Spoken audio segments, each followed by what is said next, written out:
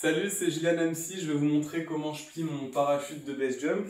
La première chose que je fais, c'est que j'attache le harnais de façon symétrique. Vous pouvez l'attacher par exemple sur les maillons en fer. Moi, je l'ai attaché sur les connecteurs du système ABX. Pour ce pliage, qui est un pliage glisseur-bas, j'ai mis le glisseur en bas sur les élévateurs.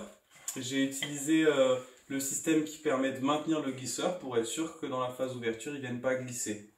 En ce qui concerne les points de freinage et le râpe de suspente, je vous en parlerai dans une autre vidéo.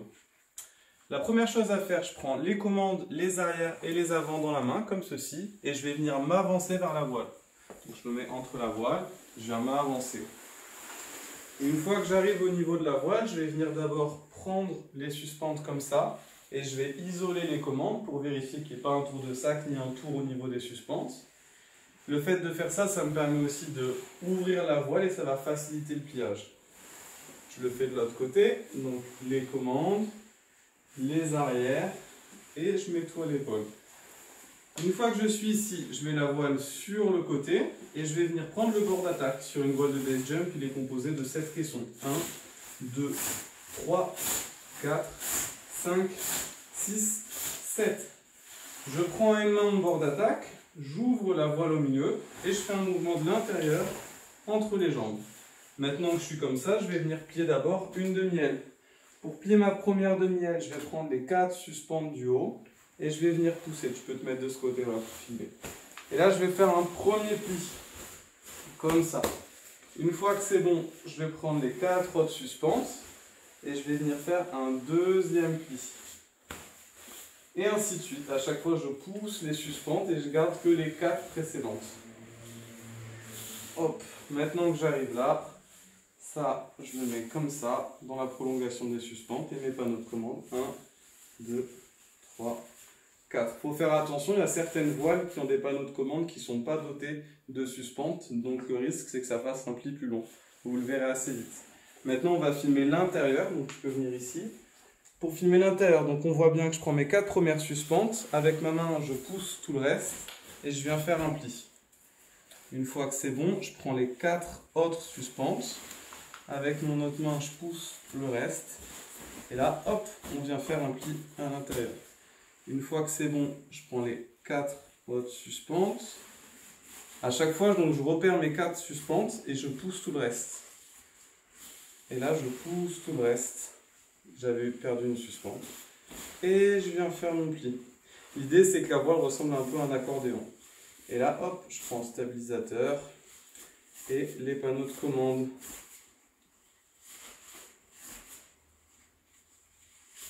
Maintenant que j'ai fait ça, je vais prendre la voile à une main.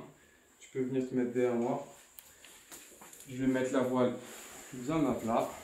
Et je vais mettre 1, 2, 3 panneaux d'un côté. 1, 2, 3 panneaux de l'autre. Je prends la voile comme ça. Ma main, je la mets en dessous. Et ça, je vais la poser au sol. Hop, je le pose au sol. Je peux te mettre ici. Maintenant, je vais prendre ma demi-aile et je vais la mettre sur l'autre. Donc là, j'ai oublié un panneau. Hop, je chasse l'air. Je viens tirer sur la drisse d'extraction et sur la taille pocket. On va prendre les 3 premiers caissons. 1, 2, 3. Les 3 caissons du bord d'attaque. Ma main, je la mets ici. Je mets en tension. Je positionne mon pied. J'ai ma main qui rentre là à l'intérieur et je viens prendre les étiquettes. 1, 2, 3. Je remets ma main à l'intérieur et je fais un mouvement bref. Quand j'enlève ma main, je tire bien sur la matière. Je décale mon pied, je remets une main à l'intérieur, je tire sur mes 3 étiquettes. Les étiquettes que je tire à chaque fois, elles sont censées faire la même longueur. Si jamais vous avez un doute, vous pouvez les numéroter. Et hop, la 3e fois, je mets la main à l'intérieur et je fais ce mouvement. Maintenant, je mets les genoux sur la voile. Je viens prendre l'ensemble des suspentes avec une main. Je viens tirer ici pour bien refaire les plis et donner à la voile une belle forme rectangulaire. Et là, tout comme ce que j'ai fait à l'épaule, je mets cette partie-là avec la suspente dans la prolongation de la couture. Et je refais mes panneaux. Hop. Maintenant, je vais faire l'autre côté de la voile. Cette fois-ci, on va vous montrer un angle de l'intérieur. Je peux venir ici pour filmer.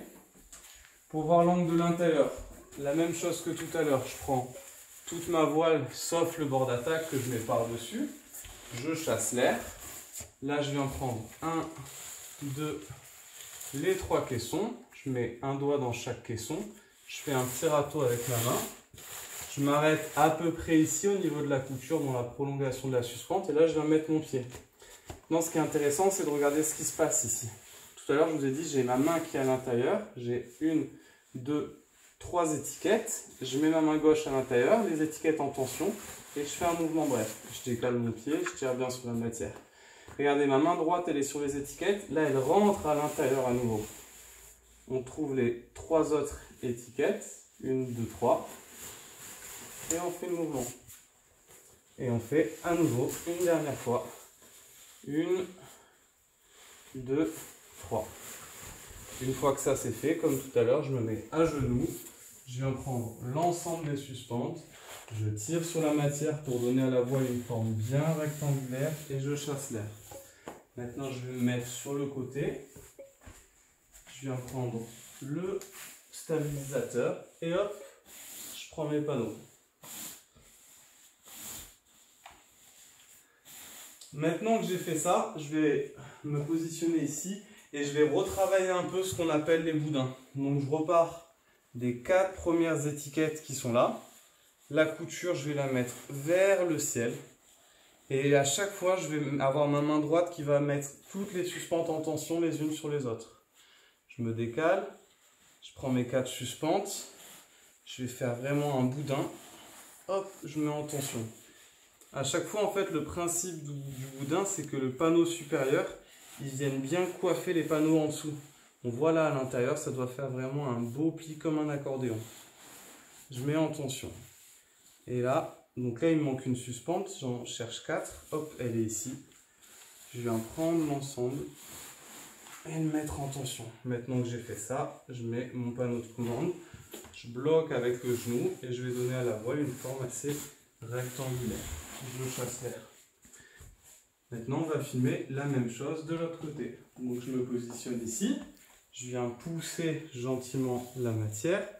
Je prends mes 4 premières suspentes. Les coutures qu'on voit là, je vais les mettre vers le ciel. Hop, je prends les 4 suivantes. On vient faire un beau boudin. Vous devez le sentir là que dans la main, vous avez vraiment tous les panneaux. Donc, il y a 4 suspentes, donc il y a 4 panneaux en dessous. Et hop, on fait ça à nouveau.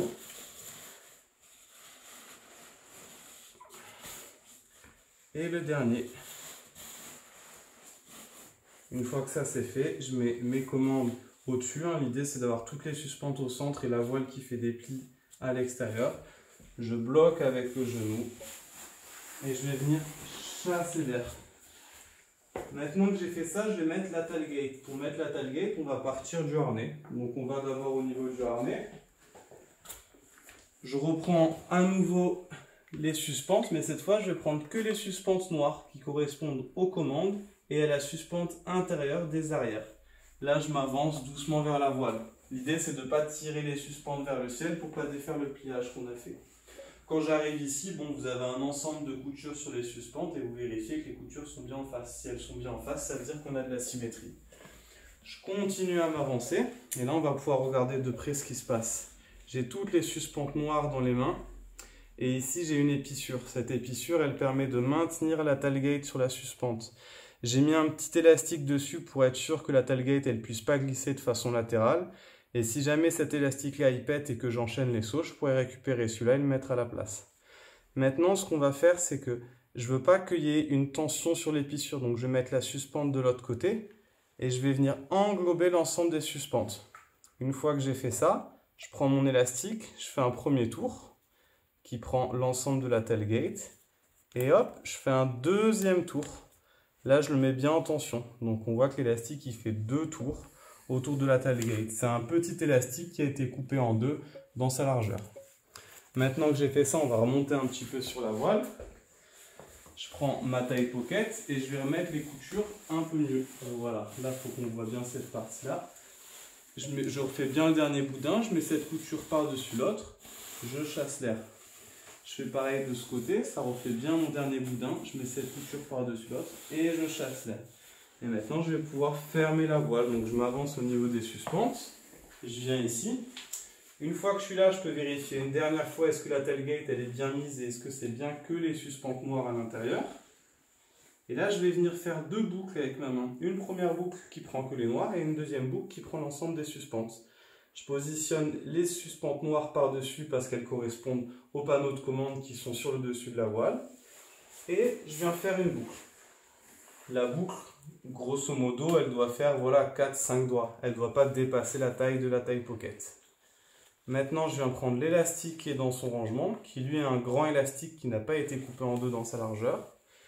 Et je viens prendre la boucle. Je fais un premier tour et je fais un deuxième tour. Que ce soit pour la Primaristo, donc qui est ce que je suis en train de faire, ou la tailgate, on met toujours l'élastique bien l'un sur l'autre. Ils ne doivent pas rester comme ça. Maintenant, je prends l'ensemble de la Primaristo que je vais venir tordre et le mettre dans son rangement ici. Hop, je le mets dans son rangement. Quand je le mets dans son rangement, l'élastique doit disparaître. Maintenant que c'est bon, je vais me mettre à genoux sur la taille pocket. Je vais regarder le bout de la voile et je vais venir tirer là, le caisson central du bord de fuite. Et je vais essayer de le répandre. Je viens jusqu'à la connexion voile-drisse et je viens ensuite chasser l'air. À ce moment-là, si jamais la voile elle est évasée parce qu'au début vous ne pliez pas très bien, rien ne vous empêche de lui redonner une forme rectangulaire. Vous pouvez aussi venir jouer sur les panneaux pour lui redonner une forme rectangulaire. Maintenant que j'ai fait ça, je vais prendre mon caisson central et mes panneaux de commande. Donc les panneaux de commande, ils sont ici. Et je vais venir coiffer les panneaux de commande et faire un tour vers l'intérieur. On va voir à nouveau l'étape de l'autre côté. Donc j'ai mon caisson central, mes panneaux de commande. Ce que vous pouvez faire éventuellement, c'est faire d'abord un pli à l'intérieur avec les panneaux de commande. Et ensuite, avec le caisson central, on vient passer par-dessus. Voilà. L'idée de faire ça, en fait, c'est parce qu'on veut favoriser une ouverture de l'avant de la voile vers l'arrière. Donc là, on est en train de contraindre le bord de fuite. Hop, en prenant les panneaux de commande, sans faire exprès, j'ai pris ce panneau-là, donc je le ressors. Voilà. Maintenant qu'on en est là, je vais aller détacher la voile et je vais venir m'asseoir pour montrer l'ovage. Bon, détacher la voile, hein, je l'ai mis sur un mousqueton, donc il n'y a rien de compliqué. Je la déconnecte et là je vais venir m'asseoir sur la voile. Je vais pouvoir positionner ici pour filmer. Je m'assois sur la voile. Là on a une taille pocket qui fonctionne avec un zip. Grosso modo c'est la même façon hein, pour l'OV, sauf que moi je vais passer dans le trou qu'il y a là. J'ouvre la taille pocket, je bloque avec mes talons et là, vu que j'ai un zip, j'ai un trou qui est déjà formé en fait et je fais passer les suspentes à l'intérieur. Maintenant que c'est bon, je prends l'ensemble de mes suspentes et je vais venir faire des 8. L'idée c'est qu'à chaque 8 soit un peu plus petit que le 8 d'avant. Pour que chaque boucle en fait qui parte, elle ne puisse pas venir bloquer la boucle d'avant. Vous avez vu à chaque fois, je mets mes doigts à l'intérieur de la boucle pour leur donner une belle forme. Donc je prends l'ensemble, je mets mon doigt à l'intérieur, je lâche, je prends l'ensemble, je mets mon doigt à l'intérieur. Je viens tirer jusqu'à ce que les élévateurs soient assez proches de la taille pocket. Maintenant que j'ai fait ça, je viens légèrement pousser mes 8 pour qu'ils aillent de l'arrière vers l'avant. Maintenant qu'on a fait ça, on va s'occuper de la partie élévateur. Volontairement, je ne vais pas fermer la taille pocket. D'abord, je vais ranger mon glisseur. Donc mon glisseur, je le mets dans le sens de la largeur ici. Je peux venir bloquer avec mon pied. Là, pareil, je le mets sa largeur comme ça. Et la partie longue du glisseur, parce qu'il est rectangulaire, je vais la rouler. L'idée, c'est quoi? Le glisseur, il ne doit pas venir gêner la phase d'ouverture de la voile. Je bloque avec le pied. Maintenant, je vais ouvrir mon harnais. Le rabat du haut, je viens le mettre en dessous. Et je fais bien passer les élévateurs par-dessus. Comme ça. Une fois que j'ai fait ça, je vais fermer la taille pocket. J'ai volontairement fait ça parce que des fois, en bougeant les élévateurs, par exemple comme ça, on a tendance à défaire la dernière boucle. J'ai plus qu'à ouvrir et venir la refaire. Une fois que ça c'est bon, je viens zipper. Si jamais vous avez des velcro, ben vous devez tout simplement velcroter d'abord les côtés et ensuite le dessous. En faisant bien attention quand vous velcrotez, de ne pas velcroter les suspentes. Je viens de dire une bêtise, en général on velcrote d'abord le dessous et après les côtés. Maintenant qu'on en est là, je vais procéder à la réduction de la voile. Donc je vais éventuellement chasser l'air. Je prends l'ensemble des panneaux. Je fais un premier pli au niveau de la taille pocket. j'ai volontairement pas pris le bord d'attaque. Et là, je viens faire un deuxième pli au niveau de la couture du caisson central. Je bloque avec mon genou, je chasse l'air, et là, regardez, je soulève. Et ces 3 panneaux-là, je viens juste les pousser en accordéon. Et je repose. Je vais venir faire pareil de l'autre côté. Je chasse l'air, je prends l'ensemble des panneaux, je fais un pli au niveau de la taille pocket. Puis je viens faire un deuxième pli, je décale mon genou. Et là, hop, je soulève et je viens pousser tout simplement en dessous. Là, j'arrive à le faire de façon assez facile parce que j'ai l'habitude de plier. Si jamais c'est difficile pour vous, rien ne vous empêche de mettre une pince ici, ou peut-être de poser tout simplement un tabouret. Maintenant, on va s'occuper de la mise en sac. Pour ce qui est de la mise en sac, je vais d'abord venir rouler la voile à ce niveau-là. L'idée, c'est de pouvoir bien voir la taille pocket. Et je vais passer mon doigt entre les 2 élévateurs pour venir bloquer les suspentes dans la taille pocket, pour pas que ça puisse sortir de la taille pocket et se délover. Maintenant, je vais venir lever la voile et c'est le harnais que je vais pousser dessous.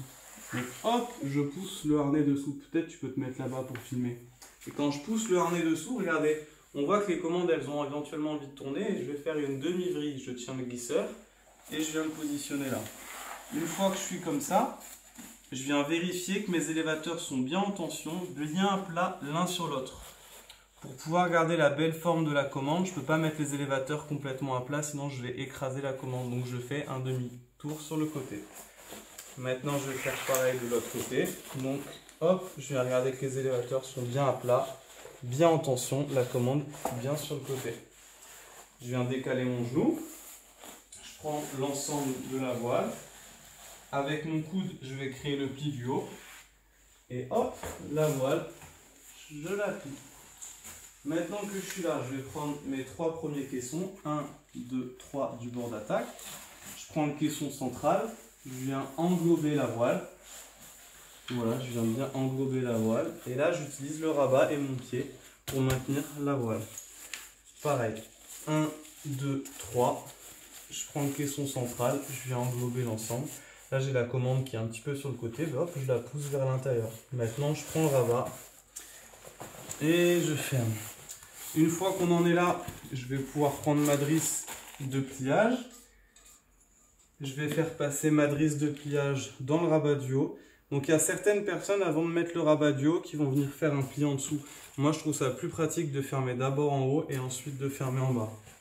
Je fais passer la drisse dans les œillets. Alors, le risque, ce serait de se tromper gauche-droite. Vous en rendrez compte rapidement parce que si vous mettez celui-là d'abord, le cache-aiguille ne fonctionne plus. Enfin, du moins, vous ne pouvez pas fermer le cache-aiguille. Avec ma main, je vais accompagner la voile en même temps que je tire. Maintenant que j'ai fait ça, je viens prendre ma drisse d'extraction. Je viens mettre l'aiguille bien à plat, bien cachée. Et je mets la pointe vers l'intérieur. Donc, il y a bien la pointe qui va vers l'intérieur. Et là, ça, comme on a l'habitude en skydive, je le fais passer dessous. Et je l'enlève. Je prends la connexion voile-drisse. Je la mets au milieu, entre les 2 aiguilles. L'ensemble du caisson central, je viens le mettre au milieu. Et les oreilles, je viens faire un pli que je positionne comme ça, sur le côté. Et là, je fais à nouveau un pli que je positionne sur le côté. Maintenant qu'on est là, on peut voir que là, on a la taille pocket qui est bien en place, les suspentes qui sont bien ensemble, et que mes 2 plis, ils sont symétriques. Je vais pouvoir fermer du coup le harnais. Je passe à nouveau la drisse de pliage dans le loop. Je prends le premier rabat qui est le rabat de gauche sur les hybrides aliens. Puis ensuite le rabat de droite. Je viens tirer. En tirant, j'ai raté un morceau de la suspente. Voilà, je viens tirer l'ensemble. Maintenant que ça c'est bon, on va regarder à nouveau comment on positionne l'aiguille. Donc l'aiguille, elle doit être cachée. La pointe vers l'intérieur, je viens la rentrer hop dans le loop. Une fois que j'ai fait ça, j'enlève la drisse de pliage. Maintenant, je vais pouvoir faire un petit pli entre les 2 aiguilles. L'objectif, c'est que pendant la phase d'ouverture, il y ait d'abord une aiguille qui parte, puis l'autre. C'est pour pas doubler la résistance. Puis, je viens prendre mon râpe de drisse et je le mets au milieu. Je ne vais pas le serrer ni en haut ni en bas, je le mets au milieu. Et hop, je viens le faire passer à l'intérieur. Maintenant qu'on a fait ça, je vais pouvoir fermer le cache-aiguille. Une fois que j'ai fermé le cache-aiguille, je prends un petit râpe de drisse que je rentre ici pour manipuler le harnais sans tirer involontairement sur les aiguilles. Je viens prendre le harnais, je fais 2 coups secs, je viens mettre le harnais au sol et avec mes genoux, je viens répandre bien la voile dans le container. Je viens tirer un petit peu comme ça pour donner une forme arrondie au container. Une fois que j'ai fait ça, on voit là que j'ai les rabats qui sont un peu visibles et je viens faire jouer le cache-rabat. Je mets bien par-dessus, je peux accompagner ici avec ma main. Là je fais pareil, on a le cache-rabat qui n'est pas bien mis. Je viens le mettre bien par-dessus et j'accompagne avec ma main. Une fois qu'on en est là, hop, tout est en place. Donc ça, ce pliage que je viens de vous montrer, c'est mon pliage. Il y a plusieurs façons d'y arriver. Il y a plusieurs variantes qui fonctionnent. Voilà, c'est un pliage qui fonctionne. Je vous invite vraiment à vous renseigner auprès d'autres pratiquants, de voir quelles sont les petites subtilités et surtout de savoir pourquoi ils plient de telle façon ou d'une autre. Merci.